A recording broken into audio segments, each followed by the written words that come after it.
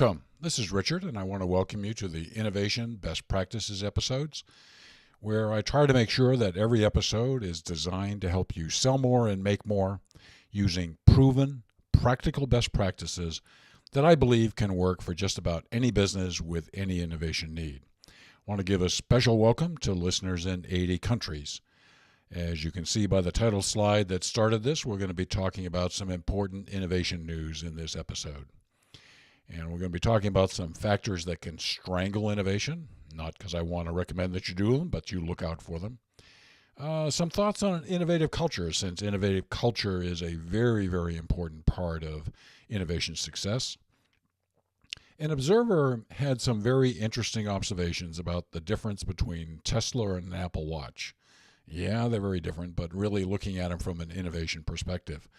Not some big insights, but I think a good reminder.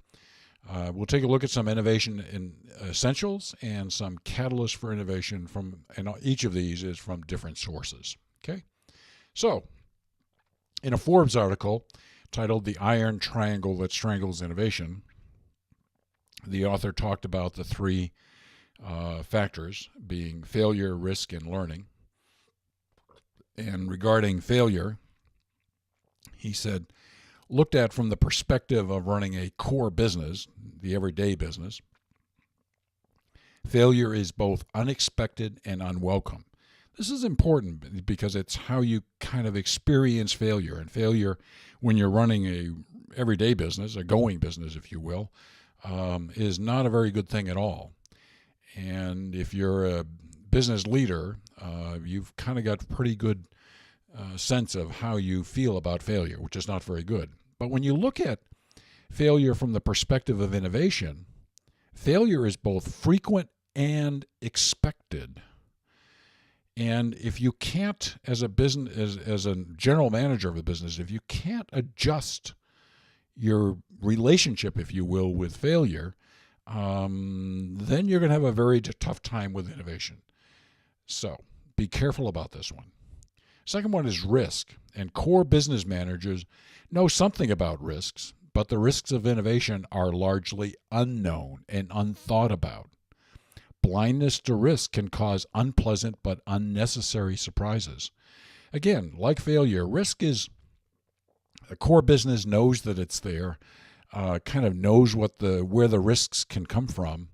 And yet in an innovation, risk is in a number of unexpected areas and often very different areas than exist for a core business.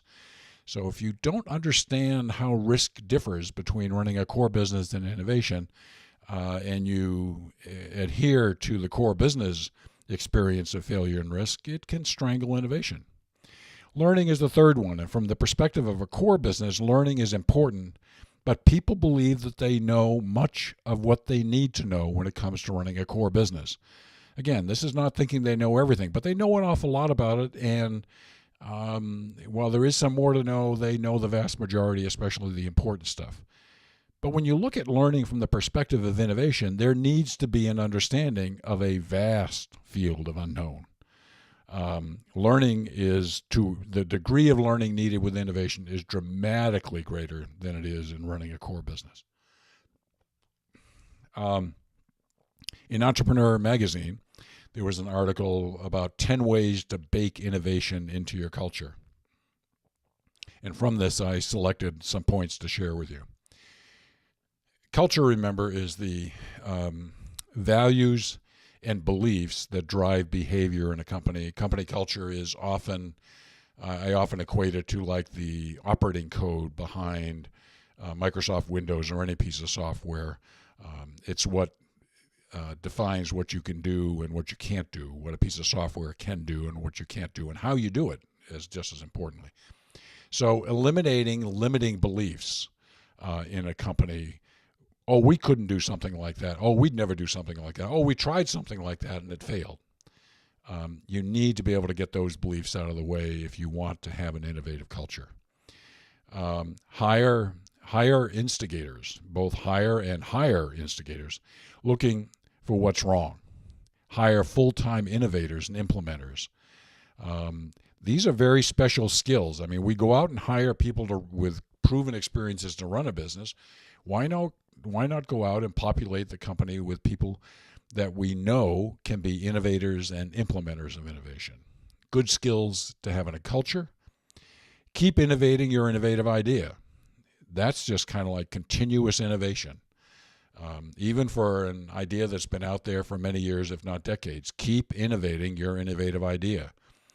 Innovation is not a part-time job. Innovation is a full-time job.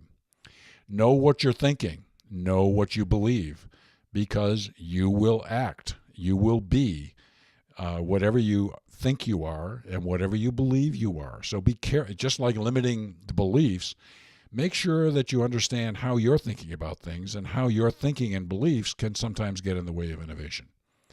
And the last one I share is don't ignore facts. I've seen this so many times in innovation where people get very enthusiastic, carried away with the possibility of an idea, that somebody says, well, what about this and what about that? We can overcome that. Whoa, slow down. Don't ignore facts. Deal with them. Understand them. Learn more about them. Help them guide the right decisions in whatever you're doing. Another article, as I mentioned, talked about Tesla versus the Apple Watch. And the author says that Tesla got it right and the people at Apple didn't get the watch right. And certainly Tesla got a lot of things right. It's got a very exquisite design and technology that's associated with the whole Tesla, the screen, operating screen in the car, and all the little widgets and gadgets. I've been out and looked at Teslas, and they're an absolutely amazing car from that standpoint. Power. Now you say, okay. Well, usually with high mileage vehicles like the Prius and the Chevy Volt, we don't normally associate them with power, and usually quite the reverse.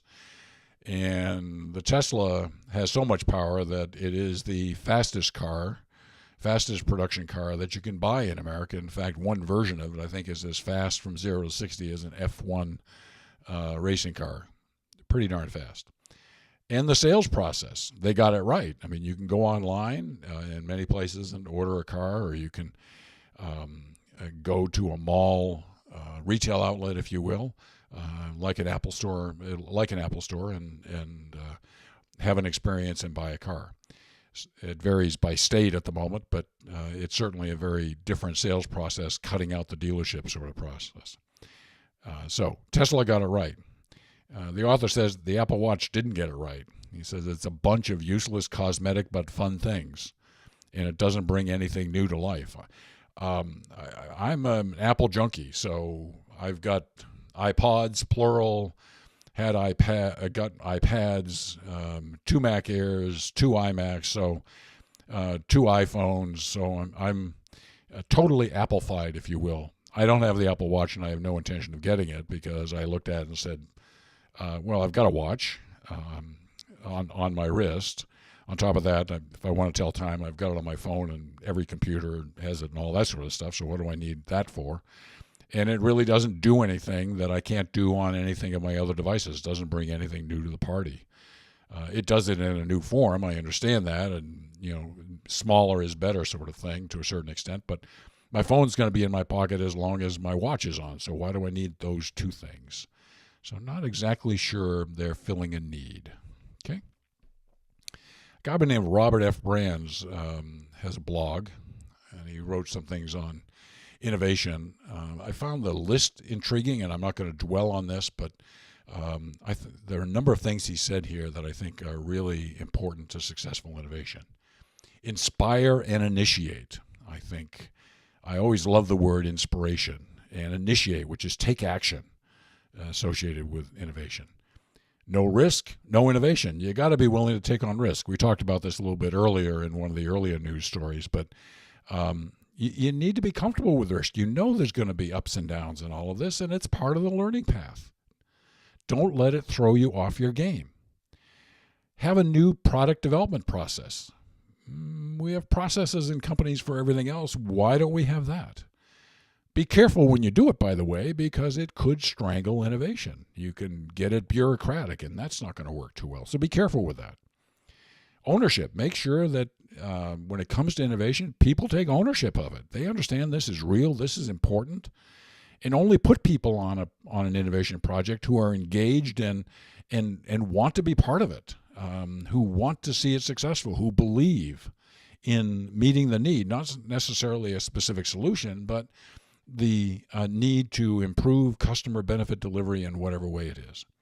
Remember that innovation is always about value creation, how you can create a better value for your customers, which value, again, is a combination of the benefits that you deliver and the price that you charge for that. Make sure there's accountability. This is not off into the wild blue yonder, head in clouds, and let's go off and have a good time. No, be accountable for something. Training and coaching. Again, innovation is not your sort of everyday skill set, and training and coaching often need to be an important part of it. Idea management. You need to be able to manage ideas that you develop. One of the biggest challenges we have with when we run a session with quantum idea generation, 12 times more ideas than brainstorming, is we got a whole bunch of ideas. I mean, hundreds of ideas. What do you do with them? How do you manage them? How do you make selection? How do you group them? All that sort of stuff. Have idea management. Observe and measure. Really, a lot of innovation is about observing. Observe, measure, make sure you understand what's going on. And make sure that results produce a reward. A couple more things, he said. Clear, concise, and consistent communication is absolutely key in any effective organization. Yep. This goes for the drive to sustainable innovation as well. Sustainable innovation is ongoing, not episodic sort of innovation. The mantra can be remembered and be top of mind with all associates all the time. Okay. Second thing he said, I really intrigued because I'd been a while since I'd been stimulated by this, but it was important. It says, storytelling is essential for innovators and beyond. Stories bring things to life. It's not just facts and figures anymore. It becomes visual, exciting, personal, and much better understood, close quote. Boy, do I love that. Telling a story about an innovation opportunity. There's some people that do this extremely well, and I'm always impressed when they talk about the customer experience, when they talk about the journey and what's going to be required and what's down the road. Storytelling is not your everyday sort of skill, but people who've got it and who can put a story together bring a whole new level of importance and inspiration and understanding to the innovation process. So kudos for that observation. There's a Cisco blog that talked about a catalyst for 10x innovation, and there's some selected suggestions that I have here. First is encourage an inclusive, diverse culture. Inclusive, diverse culture. Boy, is that important. Diverse, I've talked about diversity before. Inclusive, make sure people are connected. Feel part of a whole. That's important. Second observation was innovation can be learned. Yes, it can, and it needs to be learned for virtually any enterprise to be successful, and not just learned among the specialists, but learned by the general managers. Next is be agile and flexible. We've talked about risk, we've talked about failure, we've talked about the roller coaster ride that innovation can be. If you're going to survive in that kind of world, you need to be agile. You need to be flexible. So don't lose sight of that.